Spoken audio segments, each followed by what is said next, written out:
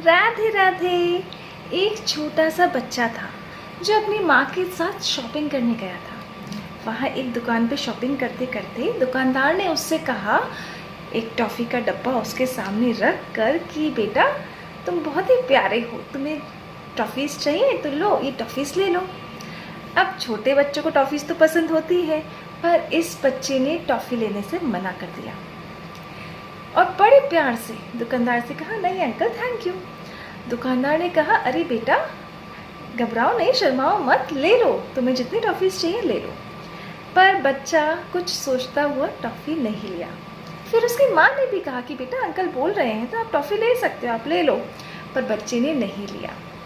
अब दुकानदार की उस बच्चे को टॉफ़ी देने की बहुत इच्छा थी, इसलिए दुकानदार ने खुद अपने हाथ से टॉफ़ियाँ निकाल के उस डब्बे में से उस बच्चे को दे दी।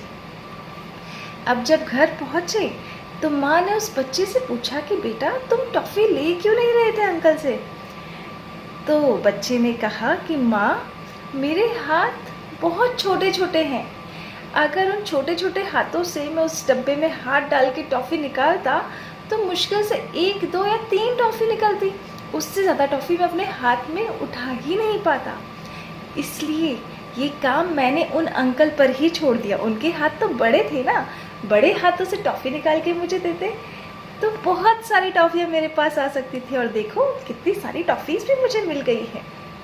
ठीक ऐसी ही स्थिति हमारी है। हम क्या करते हैं, भगवान से मांगते हैं कि भगवान ये दे दो, ये दे दो, ये दे दो, पर हम ये भूल गए कि भगवान तो सर्वशक्ति संपन्न सब कुछ है उनके पास। वो हमें कितना देना चाहते हैं ये तो हम जानते ही नहीं हैं। हो सकता है किसी दिन भगवान हमें पूरा का पूरा समुद्र देना चाहते हों और हम हाथ में सिर्फ चम्मच लिए खड़े हों। इसलिए भगवान से कुछ मांगने की आवश्यकता नहीं है, उनकी बस भक्ति करिए और सच्चे मन से करिए, और फिर जो भगवान देंगे उसका आप अंदाज़ा भी नहीं लगा सकते। राधे राधे।